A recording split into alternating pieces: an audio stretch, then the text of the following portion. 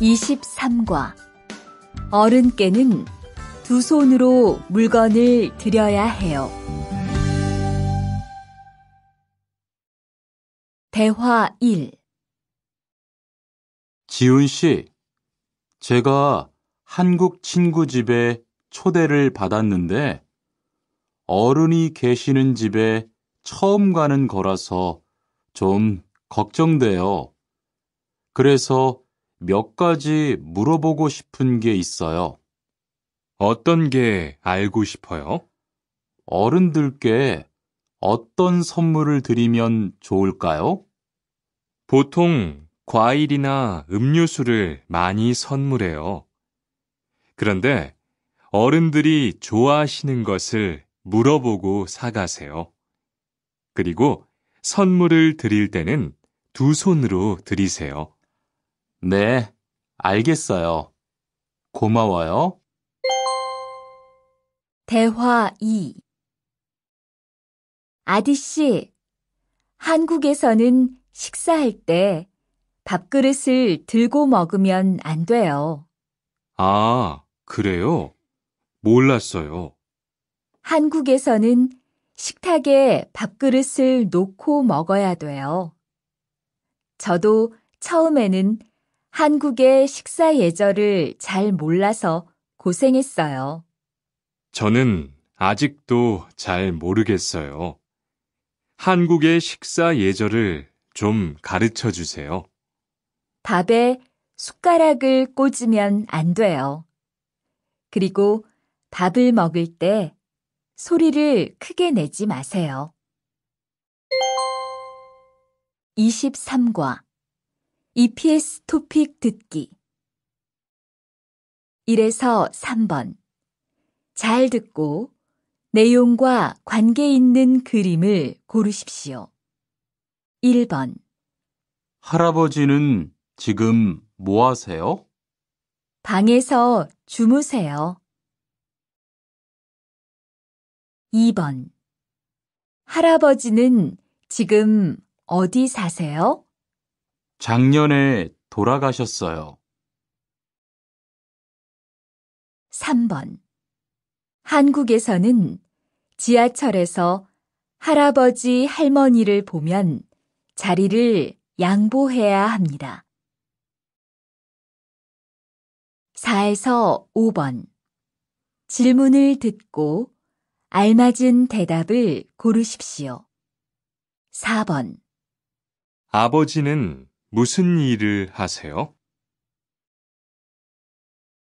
5번 실례지만 성함이 어떻게 되세요?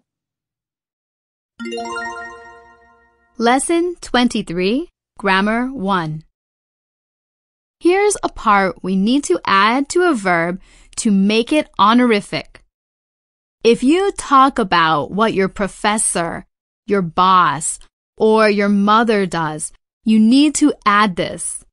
You add it right after the base verb, and then you can also add different verb endings after it. If the base verb ends in a consonant, use she, and if it ends in a vowel or l, which is actually like a vowel, it's called a liquid, so the pronunciation works the same as a vowel following the grammar rules, then you just add she. So we're going to try this out with some examples. In other words, this is used to honor the subject, added to a verb or adjective. A consonant. To read, 읽다. Read or reads. 읽으시다. To be good, 좋다. Is good or are good, 좋으시다. To go, 가다. Go or goes, 가시다. To be busy, 바쁘다. Is busy or are busy, 바쁘시다. To live, 살다. Is live a living or are living, 사시다.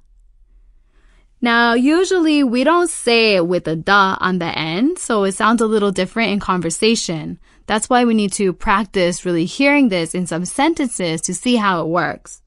We only use the ending if we're writing something down, not a letter, like a report. So let's understand this better.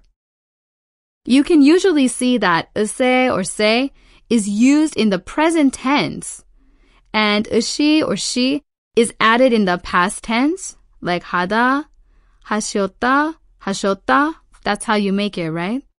This is very formal. It's also used for God or people like the president.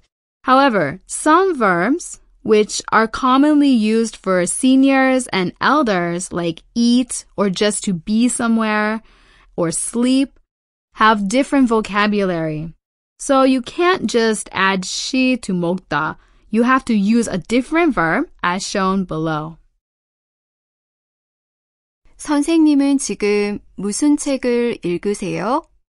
What is the teacher reading now? Okay, so what's the main verb here? Good, it's read. Can we add just a say to this? Sure, there's no other vocabulary for reading that's more honorific. This is the most honorific way to express it. Let's see another example. 사장님은 매일 아침 운동을 하세요. The boss exercises every morning. Wow, what a hardworking boss. Okay, so the main verb is what? It comes from 운동하다. Great, we just add se. We can't make it more honorific than that. And we'll see two more examples that are similar to this.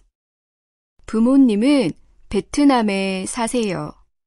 My parents live in Vietnam. 우리 아버지는 키가 크세요. My father is tall. Good. How do we form the verb tense? Added say to the ending. Okay, that's great. In other words, the grammatical form that expresses subject exaltation is she, which is used in combination with or 으세요 or 세요. The present tense is 으세요, and the past tense is 으셨어요. Some verbs, such as to eat, to be, and to sleep, are replaced with vocabulary such as 잡수시다, to eat, 계시다, to be, and 주무시다, to sleep, with she. Lesson 23, Grammar 2. We learned how to say that you must not do something. And now we'll learn how to say that you must do something else. This is really important for learning cultural rules. First, add aya or oya to the base verb following the vowel rule, and then use either 되다 or 하다. So, what do you do if the base verb is 하다, ha? Say 해야 and then add 해요 or 돼요. With a 해요, 해야 해요. And with a 돼요, 해야 돼요. The rest is pretty easy. But do you remember the honorific word for give, 드리다? We are going to use it below. And how about the word that means to go in or to enter somewhere? 들어가다. Okay. In other words, it shows the obligation to be attached to the verb. It also represents the justification that it ought to be so. Here, 되다 and 하다 have the same meaning. So, the example sentences will tell us some more things about Korean culture. And while you're listening, think about if this is true where you live too. 한국인 집을 방문할 때는 신발을 벗고 들어가야 해요. When you visit a Korean's house, you should take off your shoes. Is that true for you? Should you take off your shoes when you enter your house?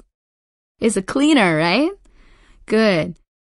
If you take off your shoes, Look at the verb for take off your shoes. What's that? Yeah, good. 벗고. Then, after that verb is the verb you should enter. Can you find it? 들어가야 해요. Great. So the order in Korean says you should take off your shoes and enter the house. Let's look at another example. 어른께는 두 손으로 물건을 드려야 해요. You should give something to the elderly with both hands. Okay, what's the word for give here? It's from 드리다. Great. 드려야 해요. And what is the cultural rule? When do you use two hands? Right, with the elderly. So with the people who are older or who are seniors to you. Sometimes people also hold their elbow with their left hand and use their right hand to give something. But showing both hands, both arms moving is much more respectful. And now let's listen to a final example. 지하철 안에서는 어른께 자리를 양보해야 해요. In the subway, you should make room for the elderly. If you ride the subway in Seoul or Daegu or Busan or another city in Korea, there can be many people sometimes. So even though you're happy you got a seat and you get to sit down, if a older person is standing before you, it's very polite to get up and ask them to sit down. I hope you'll be in Korea soon and you'll be trying these things with your Korean friends and as you travel around. 23과 1. 잘 듣고 내용과 관계 있는 그림을 고르십시오. 한국에서 지켜야 하는 예절이 있어요? 네. 어른께 물건을 드릴 때에는 두 손으로 드려야 돼요.